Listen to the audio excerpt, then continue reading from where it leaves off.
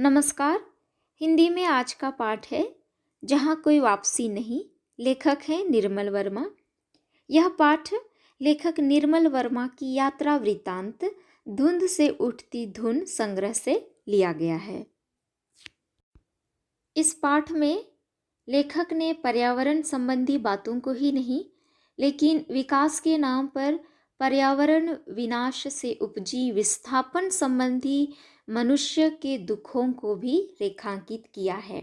लेखक का मानना है कि अंधाधुंध विकास और पर्यावरण संबंधी सुरक्षा के बीच संतुलन होना चाहिए, नहीं तो विकास हमेशा विस्थापन और पर्यावरण संबंधी समस्याओं को जन्म देता रहेगा और मनुष्य अपने समाज, संस्कृति और परिवेश से विस्थापित होकर जीवन जीने के लिए विवश हो जाएगा। औद्योगिक विकास के दौर में आज प्राकृतिक सौंदर्य किस तरह नष्ट होता जा रहा है, इसका मार्मिक चित्रण इस पाठ में लेखक ने किया है।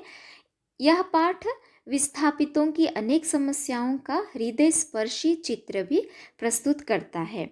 यह पाठ इस सत्य को भी उद्घाटित करता है कि आधुनिक औद्योगिकरण की आंधी में सिर्फ मनुष्य ही नहीं उखड़ता, बल्कि उसका परिवेश, उसकी संस्कृति, उसका आवास सभी हमेशा के लिए नष्ट हो जाते हैं। पाठ देखते हैं। पहला बिंदु है इसमें सिंगरौली 1983। लेखक बताते हैं, जुलाई बीत रही थी। जुलाई का महीना बीत रहा था। खेतों में पानी भरा था। धान की रोपाई चल रही थी। लेखक दिल्ली में स्थित लोकायन संस्था की ओर से सिंगरौली नामक जगह के विकास व विनाश का जायजा लेने एक दल के साथ गया था। यह नवा गांव था जो सिंगरौली क्षेत्र में आता था। इस क्षेत्र की आबादी 50,000 से ऊपर है, जिसमें नवा गांव या अमचर जैसे छोटे छोटे 18 गांव हैं। इस क्षेत्र के गांव को अमरौली प्रोजेक्ट के अंतर्गत उजाड़ने की घोषणा हो चुकी है। लेखक बताता है कि आमों से घिरे हुए अमझर गांव में जहां आम झड़ा करते थे, यानी आम बहुत ज़्यादा फलते थे और झरते थे, जैसे ही घोषणा होती है अमरौली प्रोजेक्ट की, उस घोषणा के बाद आम के पेड़ स्वतः ही सूखने लग जाते हैं। अगला बिंदु है विस्थापितों के प्रति लेखक की सोच। टिहरी बांध, जो उस बांध को बांधते समय विस्थापित लोगों के संघर्ष की कहानी लेखक ने सुन रखी थी, किंतु मनुष्य के विस्थापन के विरोध में पेड़ भी एक साथ मिलकर एक मूक सत्याग्रह कर सकते हैं, इसका विचित्र अनुभव उसे सिंगरौली में ही हुआ। मूक सत्याग्रह यानी चुपचाप होकर आंदोलन करना। तो पेड़ तो बोल नहीं सकते हैं, लेकिन उन्होंने चुप होकर आंदोलन किया। कैसे? जैसे ही अमरौली प्रोजेक्ट की घोषणा हुई, आम के पेड़ स्वतः ही सूखने लग गए। यही दर्शाता है कि यह पेड़ों की ओर से एक मूक सत्याग्रह था। लेखक का दूसरा अनुभव यह था कि उस गांव में विस्थापन से अनजान लोग पेड़ों के घने झुरमुट के बीच बने साफ सुथरे खप्पर लगे मिट्टी के झोंपड़ों में स्वच्छ, पवित्र एवं खुले वातावरण में रह रहे हैं। यहाँ हवा, मिट्टी, पानी सभी स्वच्छ हैं। चारों ओर पानी ही पानी है। पशु बंधे हुए हैं। धान की रोपाई हो रही है। धान के खेत पानी से भरे हुए हैं। वहाँ की औरतें स्वच्छ, सुंदर और सुडौल हैं। उनके सिर पर चटाई नुमा हैट है जो बारिश से बचाता है, उसको लगाकर वे धान की रोपनी कर रहे हैं। जब ये नारियां आगंतुकों को, जब आने वाले लोगों को उस गांव में प्रवेश करने वाले लोगों की ओर नज़र उठाकर देखती हैं, तो ऐसा लगता है कि कान्हा अभयारण्य, अभयारण्य का अर्थ है पार्क, कान्हा अभयारण्य यानी पार्क का नाम है।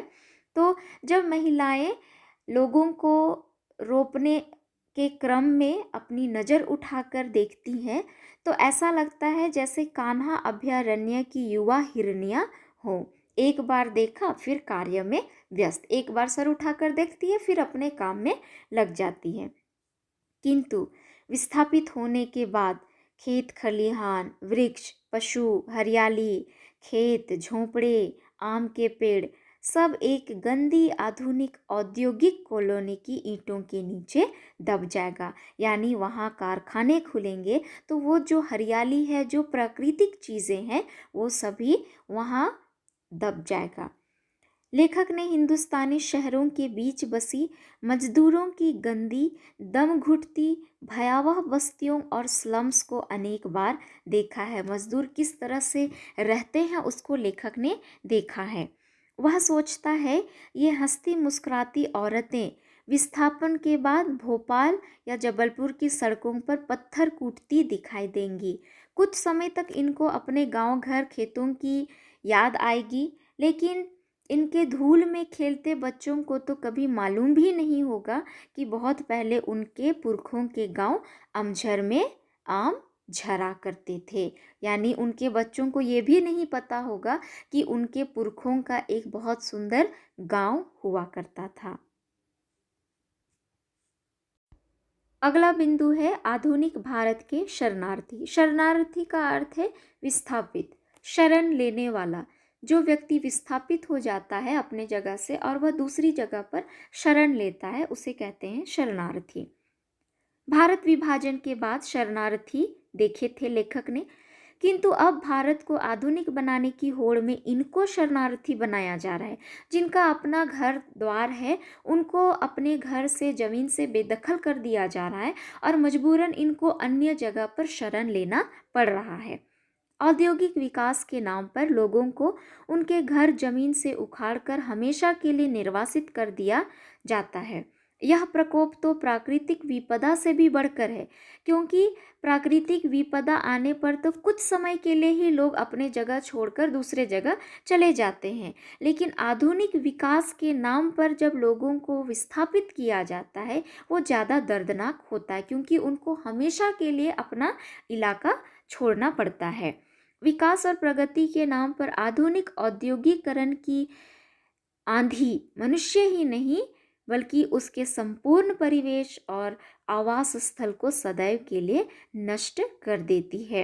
विकास और प्रगति के नाम पर लोगों को उस अपने इलाके से उनको बेदखल किया जाता है और जिसकी वजह से व्यक्ति का संपूर्ण परिवेश, उसका आवास स्थल सभी नष्ट हो जाता है। अगला बिंदु है सिंगरौली के साथ अन्याय। सिंगरौली एक जमाने में अपने अतुल प्राकृतिक सौंदर्य का मालिक था। इसके पूर्व पश्चिम में पर्वतमाला है। 20 वर्ष पूर्व तक यह समूचा क्षेत्र विंध्याचल और कैमूर के पहाड़ों और जंगलों से घिरा हुआ था, जहाँ कत्था, महुआ, बांस और शीशम के पेड़ों की अधिकता थी। सिंगरौली की भूमि उर्वरा है, जंगल समृद्ध है। इनके सहारे ही शताब्दियों से हजारों वनवासी और किसान अपना भरण पोषण करते आए हैं, जंगल और भूमि की उर्वरा शक्ति के कारण। यदि यह इलाका उजाड़ रेगिस्तान होता तो लेखक को इतना दुख नहीं होता। अगर वह इलाका रेगिस्तान होता, प्राकृतिक सौंदर्य से भरा नहीं होता, तो वहाँ लोगों को विस्थापित किए जाने पर लेखक को उतना दुख नहीं होता। एक समय सिंगरौली अपने सौंदर्य के कारण बैकुंठ, बैकुंठ यानी स्वर्ग होता है, सिंगरौली अपने सौंदर्य के कारण बैकुंठ तथा पहुंच की कठिनाई के कारण काला पानी कहलाता था। वर्तमान सिंगरौली यानी सिंगरौली की स्थिति अभी कैसी है।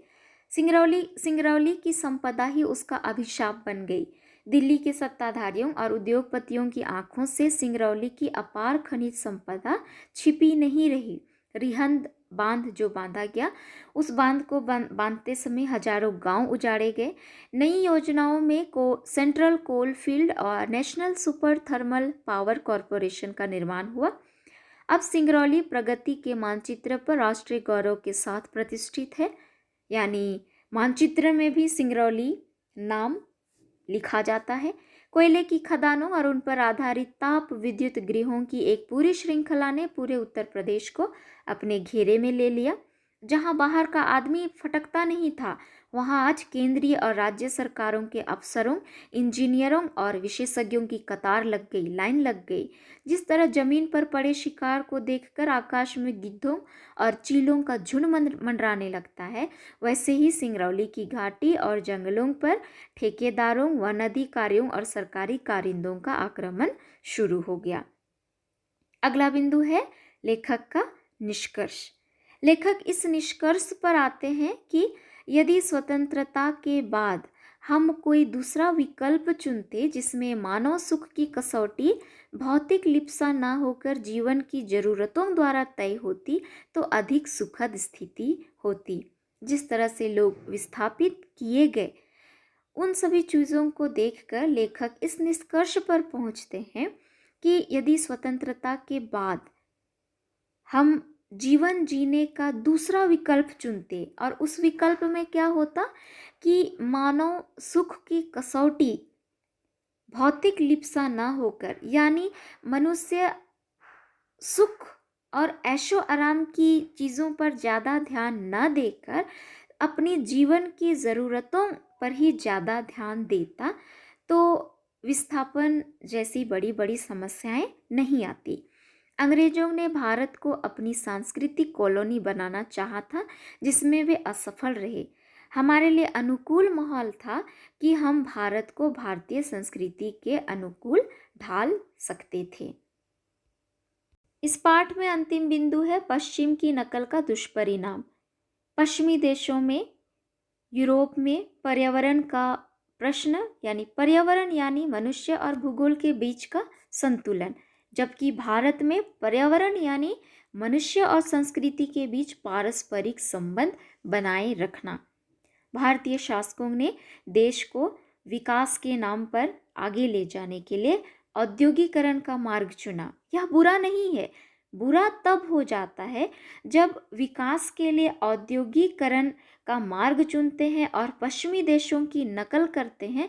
उस समय प्रकृति, मनुष्य और संस्कृति के संतुलन को भूल जाते हैं। विकास जरूरी है, लेकिन प्रकृति को भी बचाए रखना जरूरी है।